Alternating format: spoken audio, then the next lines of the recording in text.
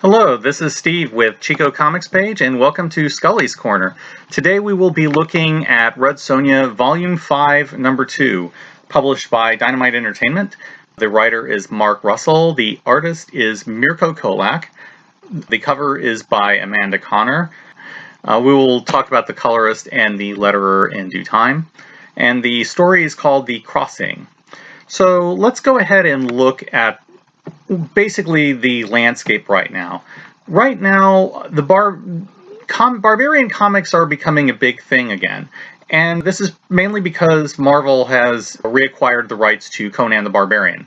And they have not acquired Red Sonja, that's still under Dynamite's purview. However, they've raised the bar. And Dynamite really had to do something to compete with Jason Aaron, who's currently doing an amazing job on Conan, and Jerry Duggan's recent Savage Sword. So Mark Russell, who is perhaps best known for the Snagglepuss Chronicles and the Lone Ranger, moved over to Red Sonja starting this particular run. So far he's been an excellent choice. The first issue was quite good. It set up Red Sonja in her new situation. She is now the Queen of Hyrkania, her homeland. And she's facing the opposition from the Zamoran Empire, which is coming in to squash her country. So now she's in a position that she doesn't want, and now she's having to take on this empire. So that leaves Red Sonja in an interesting position for the future.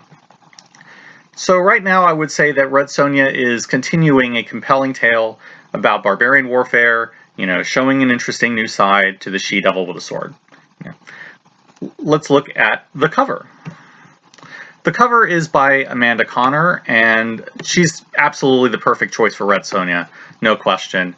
A lot of what she does is a bit stylized, but it's stylized in a very beautiful way. It's one of those things where you really can see the strength of these characters, particularly for female characters, who are always very good, and she's very, very good at showing the power of Red Sonja in particular, and that comes across very well here.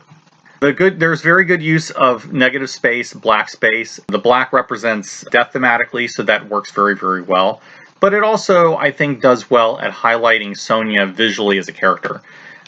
Any cover or just about anything really should be making use of Red Sonja's iconic red hair, and this cover does that in a very interesting way.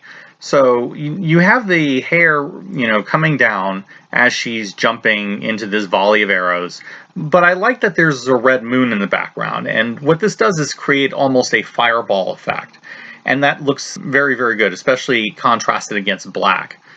It's a very simple cover. It thematically hits all the right points. She looks like she is just coming down like a fireball on all these bad guys, and it absolutely hits all the right points. The weapons are also very well designed. There's good attention to details with the arrow and with her swords and with the chainmail. All that looks perfect. The lighting on the cover is excellently done. The posing of Sonja as she's in a combat stance is very good. It's an Amanda Connor cover. It's going to be gorgeous, and it is. Very well done. The art. Mirko Colak has a different style to this book than Connor does, so I would not expect to go into this with the Connor cover thinking that the interiors will be the same. Often they're not, and that's just Dynamite for you. But I think Colak has a good style to him, and I think it works well for this book. One point that I think he does very, very well is gritty detail and just realism in general. It looks like how a world of the past would exist, and that I think is the important thing. The buildings look very good, weapons look very good, the background details where they're there are very good. The storytelling is simple and expressive to an extent, and the reason why I say to an extent is because you get some really good posing and some very good nonverbal communication. There is a scene very early on between the Emperor, who is the main villain, and his son Cyril that really gets across a lot of emotion just through a simple gesture. So all that comes through very, very well. There's not a lot of action in the issue, so we don't really get a sense of anything, really gritty in terms of like blood spilling and whatnot. But the moments that we do get they're strong, they're dramatic, they hit the right points. Now, not everything works, although I think overall it works quite well. But it does have a couple of problems. One is that the backgrounds in the panels are a little sparse, and there are going to be times when there's a lot of white space there. That's not always a problem, and it's not something that kills an issue for me, but it would have been nice to have just a little bit more there. And this is particularly noticeable in the daytime scenes. The nighttime scenes are actually very well done, and I'm going to talk a little bit about that when we get to the coloring, because the coloring really helps those scenes. The facial expressions are perfectly fine for the most part, but they could be a little bit more varied in expressions. Like, you really are seeing a lot of the similar kinds of facial expressions. Not a lot of smiling, not a lot of scowling. It's just a little flat. It could be a little better.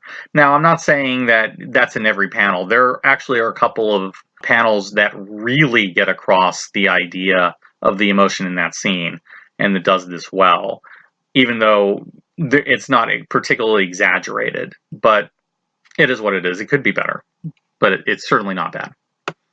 Now we'll move on to the coloring. I'm always very big on emphasizing the iconic red of Red Sonja. I think that whenever you do Red Sonja, I think that the red has to be almost a character in itself. That's definitely the case here. Not as much as the cover does that, but I think it does well in general. With the character, that's certainly true. I would also say that's also true with some of the background scenes in the issue.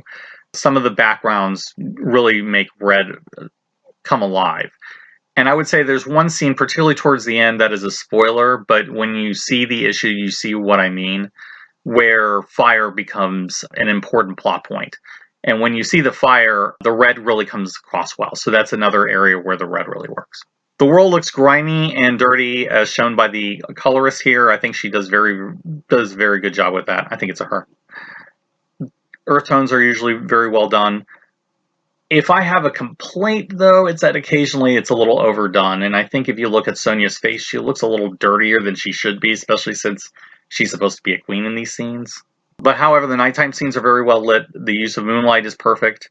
I like that they used the right shade of dark blue in the background so that it doesn't look like you see in a lot of different comics where there's kind of this generic off black and it doesn't quite work. Here I think it feels very dynamic. And the overall result from all this is effective vision of warfare. There's a sense of gritty realism. It looks like what this book should look like. Now onto the lettering. Dialogue is very well placed in the pages. Dialogue balloons look like they should be where they should be on the page. They don't obstruct the art. They don't do anything distracting. They don't do anything to draw attention. And that is what basically most lettering should do. The letterer did have a lot of space to work with because there was a lot of white space in certain panels. And he does make effective use of that. The dialogue font is very readable. Sometimes it can be a little small and sometimes it can be a little large. This is kind of in between and works for what it does. It doesn't take too much space, but it certainly catches the eye as it should. The captions are well colored, so you see a fair amount of red and a fair amount of blue. Actually, the red tends to border more on pink, but it kind of works particularly with this character, and it does fit the tone of the story. The font style for establishing location, so this is where they're setting up things like the Hyrkanian encampment, that sort of thing, where the font size is a little large, but I think it hits the point. But the font style really looks great. I really absolutely adore that because it looks like something that you might find out of a Robert Howard novel. And I think that really works. Sound effects are excellent. They're varied. They look like they evoke the sound that they're trying to hit. War drums, for example, sound very good. Action effects, when they are there, I think hit the right note. The shape works. The font style works. And I will also say that the lettering creates a good sense of time and place. And this absolutely reinforces the writing. I would say that there's one page that is a map of the battle, and you're going to see really well done lettering there. And now we'll move on to the writing and storytelling. Mark Russell is absolutely becoming a go-to person for Dynamite. He has come in with Lone Ranger, which took me by surprise, honestly. I didn't come in there expecting that. And then he came in with a very strong villainous character. And I would say that the same is true here. He seems to have a gift for this. The premise of the storyline, honestly, is excellent. I like the idea that, okay, Red Sonja is coming home, but she's coming home as the underdog barbarian queen in essentially a Braveheart-style medieval war movie. That's amazing. That's absolutely, that pushes her in just the right places. We've seen her as Queen Sonja before. There have been titles that even Dynamite has done about Sonja as a queen. But I like that here she's being played as the underdog. And I think that that really works. She's facing this overwhelming empire, and she has to be clever. She can't just go in swinging a sword, hacking people's heads off. That's not going to work here because there are just too many of them.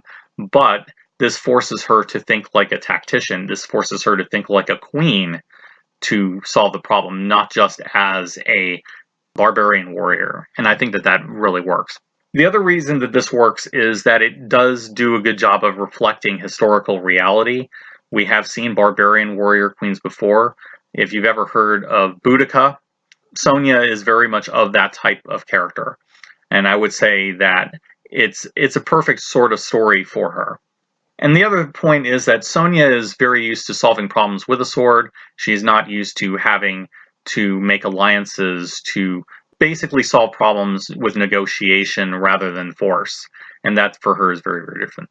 But again, and also I would say that Sonja is also a very relatable heroine here. She is an underdog against the massive empire. It would basically be like, I would say if you've ever read the comic Asterix, where you're dealing with the Gauls trying to fight off the might of ancient Rome, it's similar to that. Or something like 300, where you have Leonidas facing off against the Persian Empire. That actually may be a little bit closer, but it's that kind of a story. And I think that Russell, the way he executes it, really gets that across. I will also point out that the Emperor Dragan, I believe his name is quite an interesting villain. And Russell really seems to nail complex villains. He doesn't go for these one-note characters who want the obvious thing. And that really comes across here. He's there to try to rule the world, but he doesn't want to rule the world. He's doing it because he has to. He's doing it because he wants to survive and he wants his family to survive. Because the idea is that if the empire doesn't expand, then his family is dead. So from his perspective, he's just protecting his family, which is I would say isn't entirely far removed from historical reality. And if you look at the path of empires historically, that's definitely been the case, where empires that are not always trying to expand their borders and grow stronger usually contract and grow weaker. And this is what Dragan fears will happen, because it will kill not only him, but his son potentially. So his concern is about making sure that his son survives and has an empire to rule. And this is why he's doing these things. And it's a very interesting take. He's also somebody who shows signs of paranoia, but considering that he's an emperor and that he lives in a court where his closest advisors probably all want to stab him in the back, I can't say that he's unjustified in that belief. So he does terrible things, but the terrible things he's doing are the price that he's paying to protect himself and his family. And it's sympathetic, if not morally justifiable. There's a particular scene where Russell humanizes him with his son early in the issue, and you'll see a little bit of that with the pages that you're going to see today. And I think that that is a really touching moment between father and son, and shows the dynamics within that family, and it also shows what's going on in the Emperor's mind. All in all, I would say this is definitely one of those stories where both sides are sympathetic and everything looks complex. Definitely you want to root for Sonja, and Sonja is obviously the heroine here, and Dragan definitely does some terrible things, but you see that it's more than just good guy, bad guy. There is definitely shades of gray in this story, and I think that Russell is very good at showing that. Russell is also very good at showing the use of tactics in the war in the story, and I think that he's looking at things like money to run a war. He's looking at being able to feed your troops. He's looking at where do troops have to cross in order to hit the right points. He's thinking about terrain, and he's thinking about the larger picture of warfare. And I would say that that's really handled well in this comic. Absolutely. In terms of Sonja and her entourage, there are some really good things going on. The idea that her cousin survived and that now he is helping her defend the homeland is really quite well done. He's a fairly decent character, I would say. Russell also brings in this idea of the tongue of fire, who is someone in whose job it is to speak truth to power, to keep the queen from going overboard.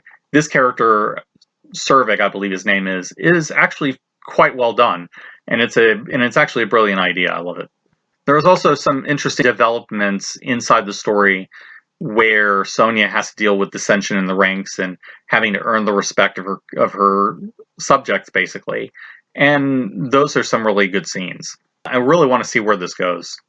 There's not a whole lot of action in this issue, but when there are big dramatic moments, they're fun. And even the moments that are not action-packed are setting things up, and they're very well done. Or they're good character moments. I have absolutely no problem with the story whatsoever. I think that Mark Russell has absolutely nailed it. And now let's move on to Scully's Corner and discuss the overall position of this book. Right now, this is a really good series. The first issue definitely picked this up. This issue, I think, if you liked the first issue, you're going to love this one. If you're coming in new without having read the first issue, I think you can understand enough to understand what's going on. They do give you a description of the plot in the early pages, so you shouldn't have a hard time understanding it if you're just jumping in. But even if you're not, it's just one issue. You can absolutely catch up very quickly, and it's more than worth your time to read it. Dynamite always keeps this character in very solid hands, and they always have. I like the Amy Chu run. I like Eric Burnham stories. I've liked what they have done in the past with Mike Carey's stories and Emming's stories. Dynamite always maintains solid levels of quality on this book, but I think that Russell has absolutely elevated that, and Colak as well. There are some small art concerns, as we've discussed, but nothing noticeable or problematic, and it's not one of those things that's going to interfere with your enjoyment of the book.